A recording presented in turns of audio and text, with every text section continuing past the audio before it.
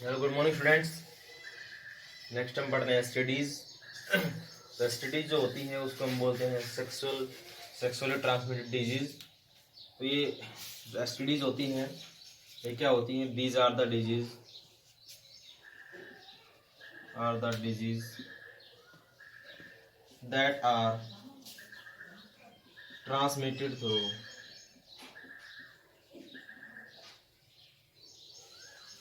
Sexual intercourse.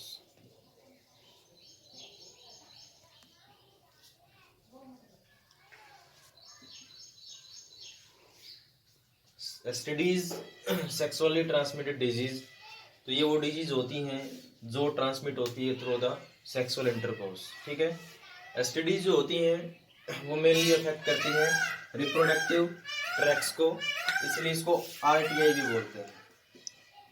ठीक है, reproductive tract infection. ठीक है, एसटीडी जो होती हैं सेक्सुअली इंटरकोर्स की ड्यूरेशन क्या होती है? ट्रांसमिट होती है 1% टू अनदर। ठीक है, दूसरा क्या होता है कि इसको हम आरटीआई भी बोलते हैं, रिप्रोडक्टिव ट्रैक्ट इन्फेक्शंस, क्योंकि ये जो डिजीज होती है स्टडीज ये मेनली इन्फेक्ट करती है किसको? रिप्रोडक्टिव ऑर्गन्स को। ठीक है, तो रिप्रोडक्टिव ट्रैक्ट, ठीक है, रिप्रोडक्टिव ट्रैक्ट का मतलब क्या है? मेल रिप्रोडक्टिव ट्रैक्ट और फीमेल, तो उसको क्या करती है? इन्फेक्शन करती है। ठीक है, इसलिए इसको आरटीआई बोलते हैं।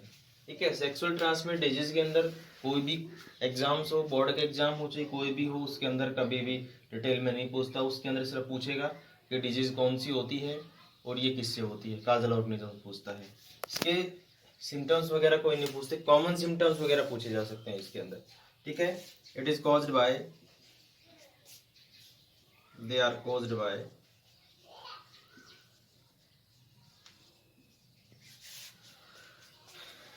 chlamydia,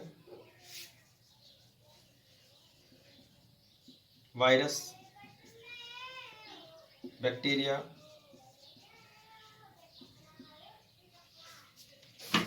fungi, nematode,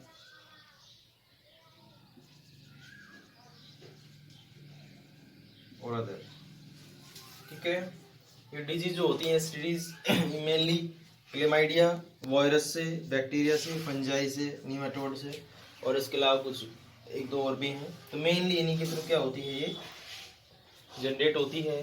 तो इसके अंदर क्या आता है कि एसटीडी जो होती हैं उसमें कौन कौन सी डिजीज हैं और कौन कौन से उसके काजल ऑर्गेनिजम्स हैं। ठीक है, फर्स्ट आती है इसके अंदर क्लेमाइडियाज।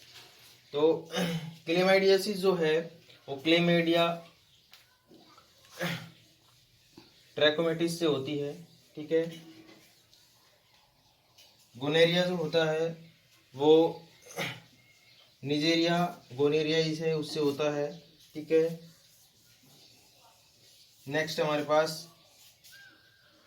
ट्राइकोमोनियासिस जो है, ट्राइकोमोनास वेजिलेसिस होता है। ठीक है, इसके अंदर क्या है कि हम बायोलॉजिकल नेम जो लिखते हैं उसके अंदर जीनस और स्पीसीज का नाम अंडरलाइन आता है।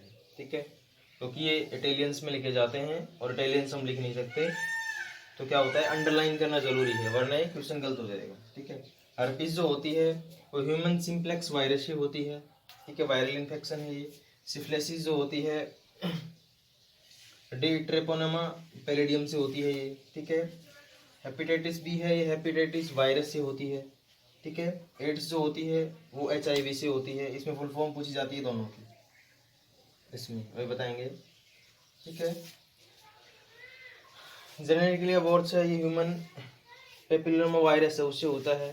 तो क्या है इसमें आपको सिर्फ काजल ऑर्गेनिजम्स डिजीज और उसके काजल ऑर्गेनिजम्स याद करने हैं। ठीक है, सिम्टम्स वगैरह के अंदर कोई कोई कुछ नहीं पूछा जाता इसके अंदर, चाहे नेट का पेपर हो चाहे वो आपके बोर्ड का एग्जाम्स हो, उसके अंदर किसी के अंदर भी इसका सिम्टम्स नहीं पूछेगा। ठीक है, क्या होता है इसके अंदर कि जो एड्स होती है और HIV, इसकी फुल फॉर्म पूछ लेते हैं कई बार। तो जो एड्स होती है उसकी होती है एक्वायर्ड इम्यूनो डेफिशिएंसी सिंड्रोम। ठीक है, acquired immuno deficiency syndrome,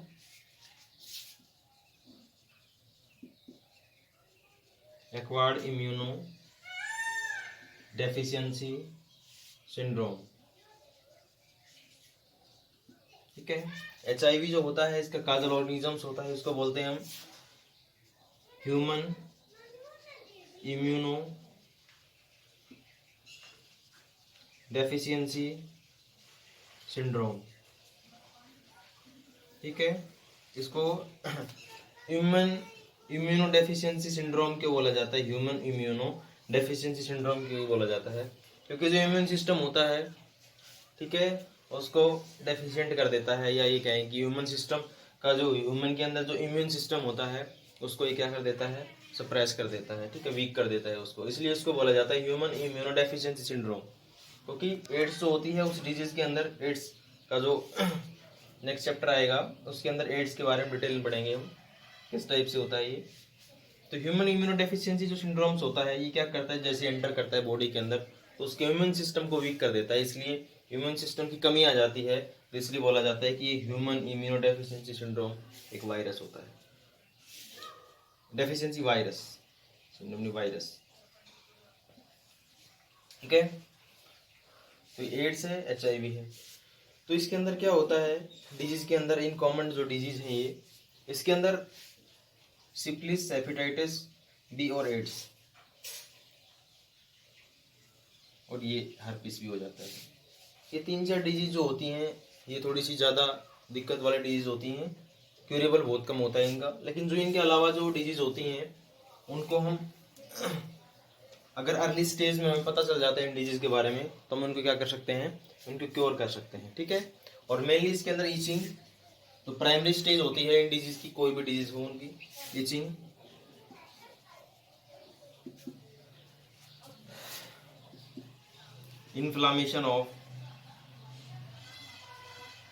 inflammation in reproductive tract, ठीक है, फ्लूइड डिस्चार्ज,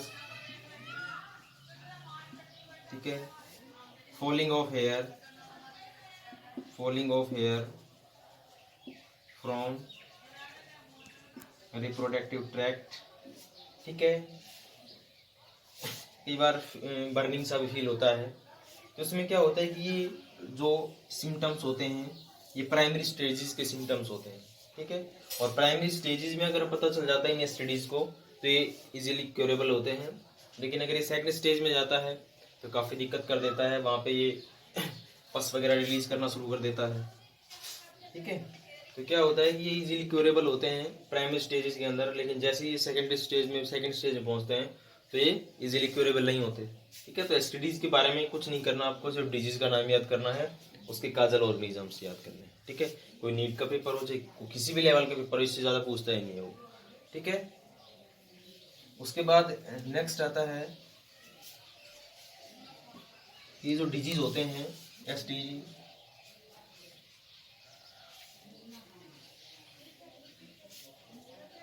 इसका ट्रीटमेंट क्या है।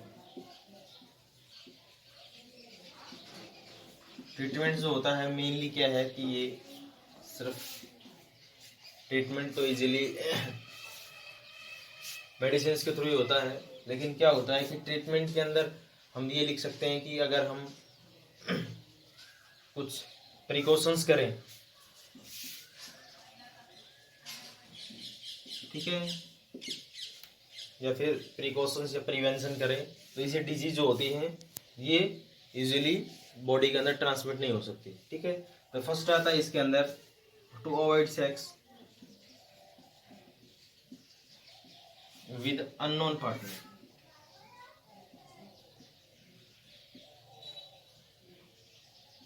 ठीक है, कि जो सेक्स है उसको अवॉइड करें हम अननोन पार्टनर के साथ। ठीक है, नेक्स्ट आता है use of condom during sexual intercourse. ठीक है, कि सेक्सुअल इंटरकोर्स जो करते हैं उसके ड्यूरेशन क्या करें, कॉन्डम यूज करें। थर्ड क्या है, अगर डाउट हो किसी को भी, इफ एनी डाउट,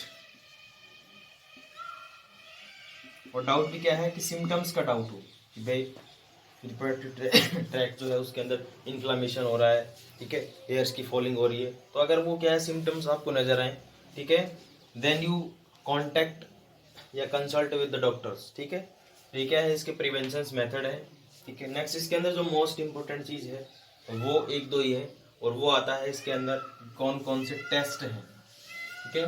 कन्फर्मेटरी जो टेस्ट होते हैं वो कौन कौन से हैं, कि कौन कौन से टेस्ट होते हैं तो उसको डिटेक्ट किया जाता है, ठीक है। तो फर्स्ट आता है इसके अंदर एलिसा, ठीक है। एलिसा क्या होता है, एंजाइम लिंक्ड इम्यूनो सोर्बेंट ऐसे एक टेक्निक होती है एलिसा, ठीक है। और मोस्ट बार पूछा जाता है कि जो एड्स होता है उसको जब डिटेक्ट किया जाता है किस टेक्निक के थ्रू किया जाता है, तो उसका आंसर आएगा ELISA, enzyme linked immunosorbent acid, ठीक है। ये टेक्निक होती है जो एंटीबॉडीज और एंटीजन पे टेक्निक पे काम करती है, ये एलिसा, ठीक है। नेक्स्ट है इसको कि अगर डिस्चार्ज मतलब फ्लूइड डिस्चार्ज हो रहा है रिप्रोडक्टिव ट्रैक से, तो जो रिप्रोडक्टिव ट्रैक का जो डिस्चार्ज फ्लूइड से उसको फ्लूइड को जो फ्लूइड है उसके अंदर ऑब्जर्व किया जाता है माइक्रोब्स की एक्टिविटी को। भाई कोई भी काजल ऑर्गेनिज्म जो है वो आपको पता है कि वो जो फ्लूइड है उसके अंदर डेफिनेटली मिलेगा, तो उस माइक्रोब्स जो है उसको डिटेक्ट किया जाता है, ठीक है, by the use of electron microscope या अदर टेक्निक से, ठीक है। उसके बाद नेक्स्ट हम बात करते हैं कि इसके बाद एक पीसीआर टेक्निक होती है, पीसीआर, ठीक है। इसको हम बोलते हैं पॉलीमरेज चेन रिएक्शन, ठीक है। ये टेक्निक होती है जिसके थ्रू हम क्या करते हैं, इनको डिटेक्ट करते हैं डिजीज को, ठीक है। तो ये तीन टेक्निक होती है हमारे पास। एलिसा फ्लूइड जो है उसको क्या करना, डिटेक्ट करना, ठीक है। फ्लूइड जो है उसके अंदर माइक्रोब्स हैं उसको डिटेक्ट करना। नेक्स्ट पीसीआर टेक्निक जो है वो पीसीआर है वो टेक्निक होती है पॉलीमरेज चेन रिएक्शन, ठीक है। तो उसके अंदर भी क्या करा है, उसके थ्रू हम क्या करते हैं, इनका डिटेक्ट करते हैं। नेक्स्ट इसके अंदर एक और आती है टेक्निक डीएनए हाइब्रिडाइजेशन, ठीक है। ये भी टेक्निक होती है, इसके थ्रू क्या किया जाता है, इसको टेस्ट जो डिजीज होती है उसका डिटेक्शन किया जाता है, ठीक है। और मेनली इसमें मोस्ट इम्पोर्टेंट वो एलिसा है, इसकी फुल फॉर्म पूछेगा वो एलिसा कि एलिसा की फुल फॉर्म क्या होती है, एंजाइम लिंक्ड इम्यूनोसॉर्बेंट एसिड, ठीक है। एड्स के लिए मेनली इसको यूज किया जाता है, ठीक है। और इसके अंदर जो डिजीज होती हैं उसके अंदर काजल ऑर्गेनिजम्स है वो ही मेन इंपॉर्टेंट है, इसके अलावा वो कुछ नहीं पूछेगा कहीं से। थैंक्स।